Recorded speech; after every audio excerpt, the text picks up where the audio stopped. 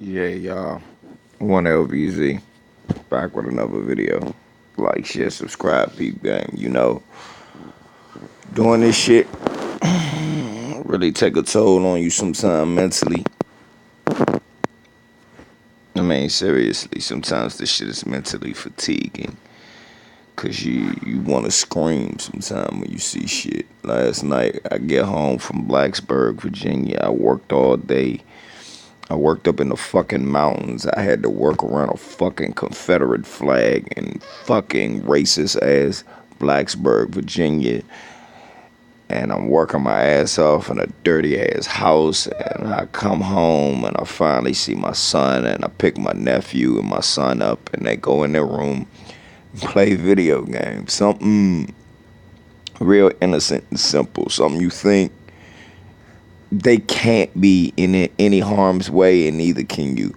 And every day I stare at my balcony and I look and I go, what if some idiot who just don't, one of these bitch ass police or anybody just shoot through and try to gun me down in this motherfucker one day when I'm just laying here or just watching TV with my kids. It's a horrible, horrible scenario, and I don't know why that go through my mind.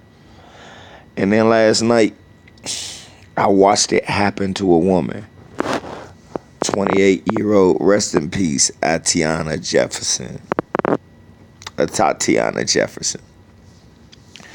Atatiana was killed in her Fort Worth home by a police officer as this cracker shot through the fucking window while she was playing games, video games with her nephew, her 8-year-old nephew. Atatiana was a special woman. This young lady moved back home to Fort Worth to help her ailing mother with bills and help raise her nephew. Me, my brother was killed at 7. I helped try to raise my nephew and niece, his kids. And as y'all know, y'all seen many videos with me and my nephews and nieces. I'm very active in their lives, and I can understand and I respect Tatiana for taking the mantle, whatever was going on with her family members, to help take care of her nephew. Now, the neighbor made a welfare check call to the police. And how many times have I said, you do not call the police to deal with issues in your community, black people. You will get another black person killed. The only reason a black person should call the police is if they're trying to get another black person killed or get themselves killed. If you're not trying to do that, just take the L or deal with it on your own consequences. But James Smith, most people going to say they don't blame you. I do, and I'm going to tell you why. Because you, brother, are exactly the type of brothers I talk about when I say people need to pay attention to what the fuck is going on around them when it comes to black people.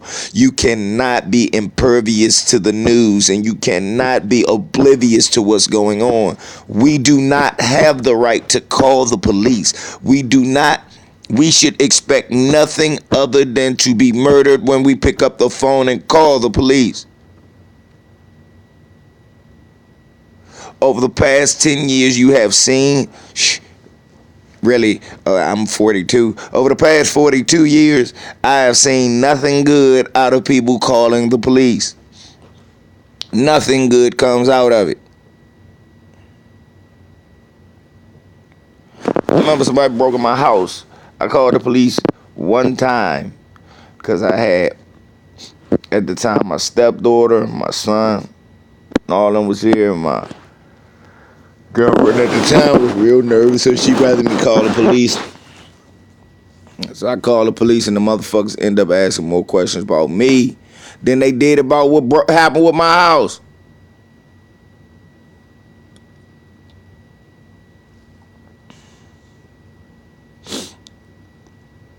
So now Dallas, Fort Worth. What are y'all gonna do? Because this is, are you happy, Botham John's family? Are you happy? This your fault. This your fault too. Because you run around hugging and forgiving motherfuckers. And now a man is dead. A woman is now dead in her home the same way, and the precedent has been set that all this guy's gonna get is a hug and out of jail. No, I can't. Look, anyway. All right, all right, all right. Val, calm down. So she was in her house playing video games with her nephew. And the neighbor makes a phone call because he sees the doors open. Why you don't go over and knock on the door and say, hey, Tatiana, you okay? Is everybody okay? Why you don't take your pistol over there? I don't know. I don't know. But you call the fucking police. And all they were supposed to do is a welfare check. And don't tell me, well, it was a non-emergency number. When you are talking about the welfare of black people, it is always an emergency. What the hell is wrong with you? There's no such thing as a non-emergency to the police dealing with black people in our neighborhood. No matter what type of neighborhood it is.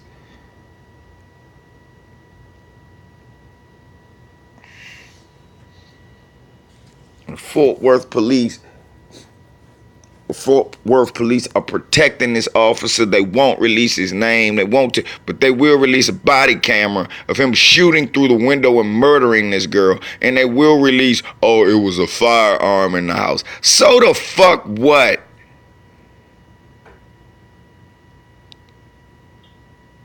That's another soda moment. So the fuck what? Yeah, it was a gun in the house. Okay. And it was a pack of condoms and somebody else. What? That's just about as relevant. She didn't have the gun. I'm quite sure she wasn't walking around playing video games with a fucking gun in the middle of the night in her house. And if she did have a gun, don't you think with prowlers walking around the house, he walks to the front door and instead of tapping, hey, is anybody there? You shoot through the window and murder a woman.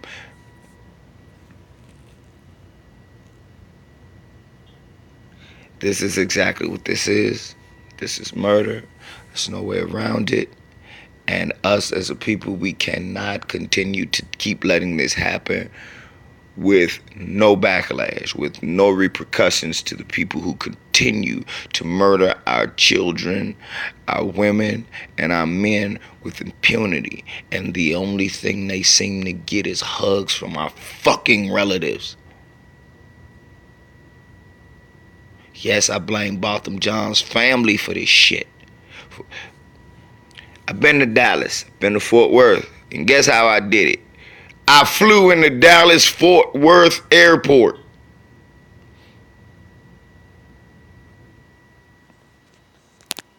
You see, people thought I was playing when I said that they were setting the precedence with this Amber Geiger case. And now you see that the precedence was set. Now you see with your own eyes that damn, these motherfuckers think that they can just murder us now.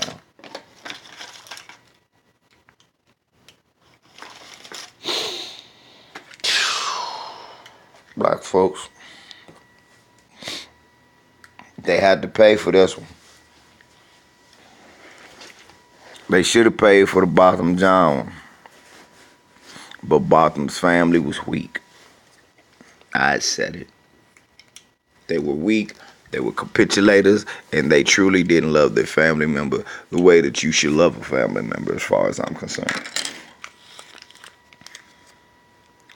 And I seen already a lot of people getting out. I seen one brother, he wasn't talking that old forgive talk, but I seen another brother out there, all we can do is wait for Christ. Look, there are going to be no hark moments. You have to take action into your own hands. And I'm not saying vigilante justice because I know how YouTube gets. What I'm saying is we have to figure out a punishment mechanism for those who do wrong against people in our community. I'm not sure what that is. Okay, I am sure, but we'll talk about that on my Anchor. Thank you, Lisa. On my Anchor podcast. Because I do have the one LVZ on Anchor. So what I'm going to do is I'm going to go on Anchor and I'm going to say the solutions on Anchor. Even though we know what it is. Shouts out to Christopher Dorner, one LVC.